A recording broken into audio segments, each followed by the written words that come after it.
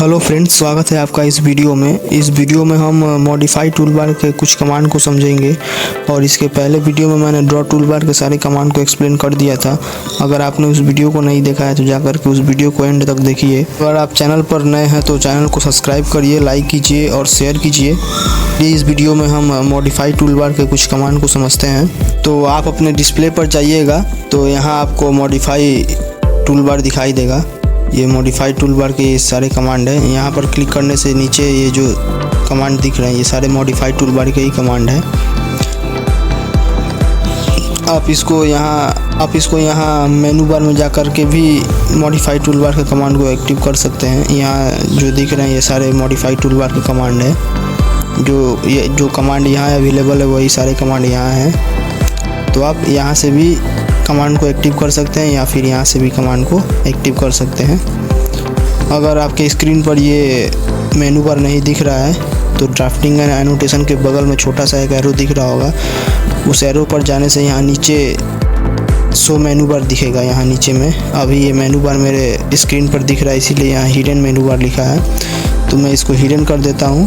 तो ये देखिए ये मेनू बार नहीं दिख रहा है। तो यहाँ क्लिक करने से नीचे यहाँ देखिए शो मेनू बार लिख रहा है। तो इसको मैं ऑन कर दूंगा तो ये मेनू बार यहाँ से आपके स्क्रीन पर दिखने लगेगा। तो चलिए मॉडिफाई टूलबार का पहला कमांड देखते हैं। तो मॉडिफाई टूलबार का पहला कमांड है मूव।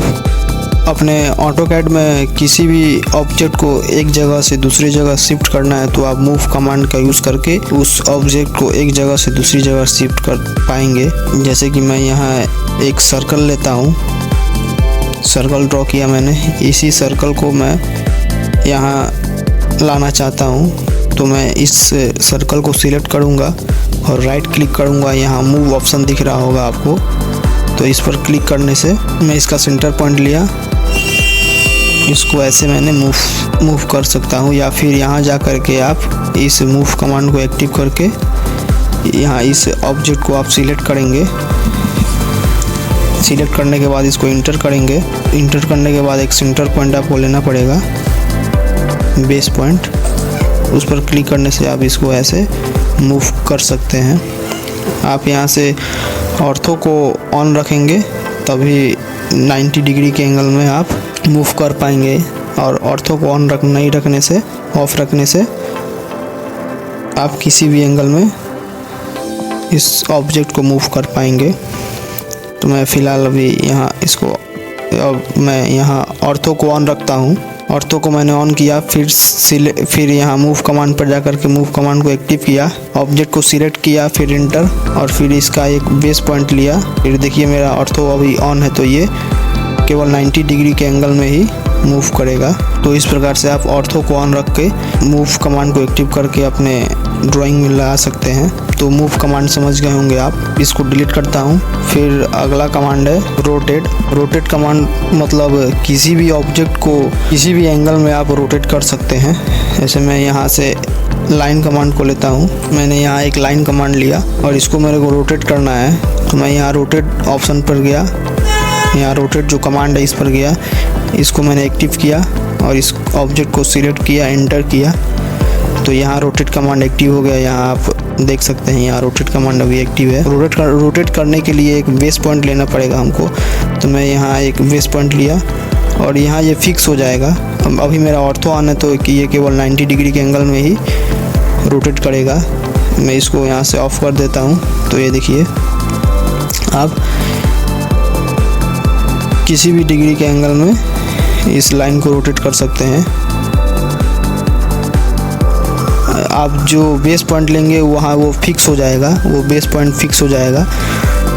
तो फिर वहाँ से आप जितने डिग्री के एंगल में आप रोटेट करना चाहते हैं तो आप रोटेट कर सकते हैं। मैं यहाँ 45 डिग्री देता हूँ, फिर एंटर किया तो ये 45 डिग्री के एंगल में ये लाइन रोटेट हो गया है। तो इस प्रकार से आप रोटेट कमांड को एक्टिव करके अपने काम में ला सकते हैं।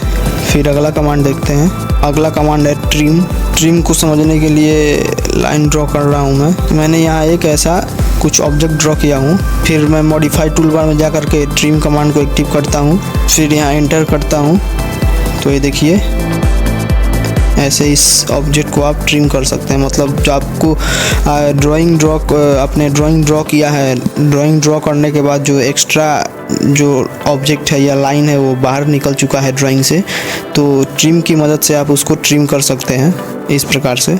या फिर आप अपने कीबोर्ड से TR प्रेस करिए और डबल इंटर करिएगा, तो ये डबल इंटर करने के बाद आप इस प्रकार से ट्रिम कमांड को एक्टिव करके इस जो मैंने जो ऑब्जेक्ट ड्रॉ किया था वो ऑब्जेक्ट के बाहर जो एक्स्ट्रा लाइन था उसको मैंने ट्रिम किया ट्रिम कमांड से। तो इस प्रकार से आप ट्रिम कमांड का उपयोग कर सकते हैं आप अपने ड्राइंग में। फिर उसके बाद अगला कमांड है इरेज।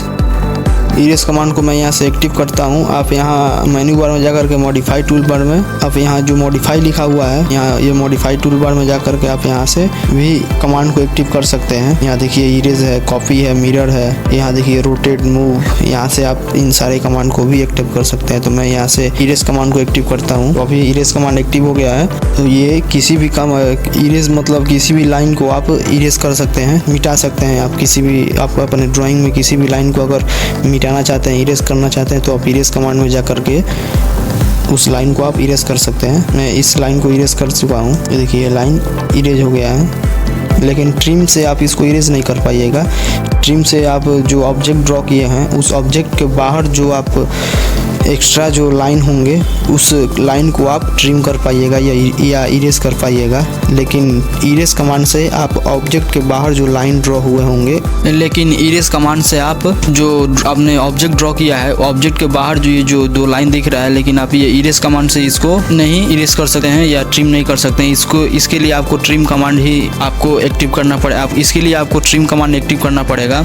और ट्रिम कमांड एक्टिव करने के बाद ये जो दो ऑब्जेक्ट मैंने ड्रॉ किया है, ऑब्जेक्ट के बाहर जो दो लाइन है उसको केवल आप ट्रिम कर सकते हैं। जैसे यहाँ मैंने कीबोर्ड से TR एंटर प्रेस किया, तो देखिए ये दो लाइन को मैंने ट्रिम कर दिया। लेकिन वही आप इरेज कमांड से इसको इरेज नहीं कर पाएंगे। इरेज कमांड से आप इरेज करने जाएंगे तो ये पूरा का पूरा जो लाइन है वो इरेज हो जाएगा। तो इसके लिए आपको ट्रिम कमांड एक्टिव करके ट्रिम करना पड़ेगा। और इरेज कमांड जो है वो किसी भी ऑब्जेक्ट के अंदर जो आप से जो गलत एक लाइन मतलब गलती से एक लाइन अपने ऑब्जेक्ट के अंदर कुछ ड्रॉ कर दिया है, तो आप सिंपली उसको उस लाइन को यहाँ जैसे मैंने यहाँ इस लाइन को मैंने सिलेक्ट किया और अपने कीबोर्ड से डिलीट एंटर प्रेस किया तो वो लाइन डिलीट हो जाएगा।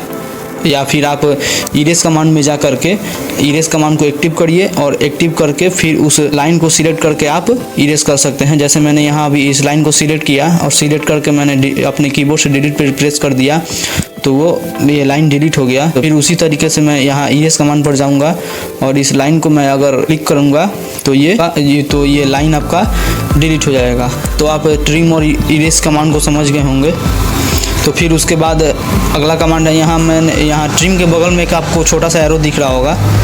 इस एरो पर क्लिक करने से नीचे आप एक तो कमांड देख पाइएगा। ये नीचे कमांड है एक्सटेंड।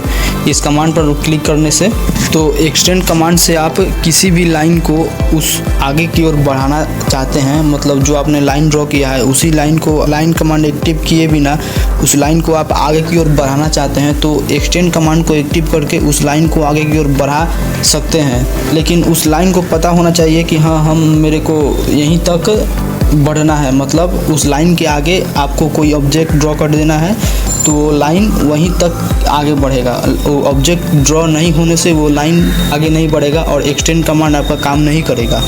जैसे कि मैं यहाँ अभी अपने कीबोर्ड से EX एंटर प्रेस करके EX और डबल एंटर प्रेस किया तो मैं इस लाइन को आगे की ओर बढ़ाना चाहता हूँ तो ये लाइन आगे नहीं बढ़ रहा है। इसलिए आगे नहीं बढ़ रहा है क्योंकि मैं सामने कोई ऑब्जेक्ट ड्रॉ नहीं किया हूँ, इसलिए हमारा यहाँ एक्सटेंड कमांड एक काम नहीं कर रहा है। एक्सटेंड कमांड को काम करने के लिए आपको यहाँ सामने कुछ एक ऑब्जेक्ट ड्रॉ करना पड़ेगा। तो मैं यहाँ लाइन एक ड्रॉ कर देता हूँ तो आप देखिएगा ये एक्सटेंड कमांड अपना काम करेगा।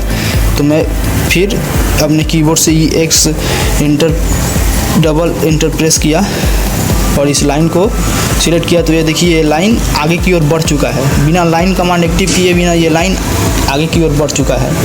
पहले क्यों नहीं बढ़ रहा था कि सामने कोई ऑब्जेक्ट मैंने ड्रॉ नहीं किया था, तो इसीलिए ये लाइन आगे की ओर नहीं बढ़ रहा था। अब लाइन को पता नहीं था उस वक्त कि हमको यहीं तक जाना है। अब सामने एक लाइन के सामने एक लाइन ड्रॉ कर देने से उसको पता चल गया कि नहीं मेरे को यहीं तक जाना है, तो वो लाइन वहीं तक गया।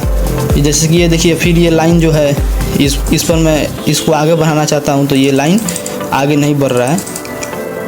या फिर आप एक्सटेंड कमांड को एक्टिव करके लाइन को आगे बढ़ा सकते हैं, या फिर आप जनरली इस लाइन को सिलेक्ट करिए और ये जो इस लाइन का ये जो एंड पॉइंट है, इस पर क्लिक करके इसको आप ऐसे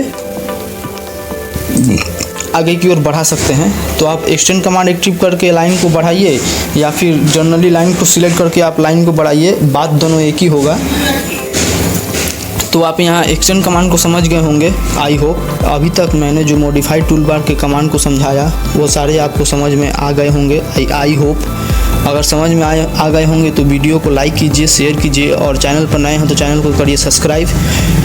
अभी तक इस वीडियो में इतना ही, फिर इसके अगले वीडियो में मैंने बाकी मॉडिफाइड टूल बार के कमांड को समझाऊंगा। तब तक के लिए नमस्कार, जय हिंद, टाटा, बाय बाय। फिर मिलते हैं अगले वीडियो में।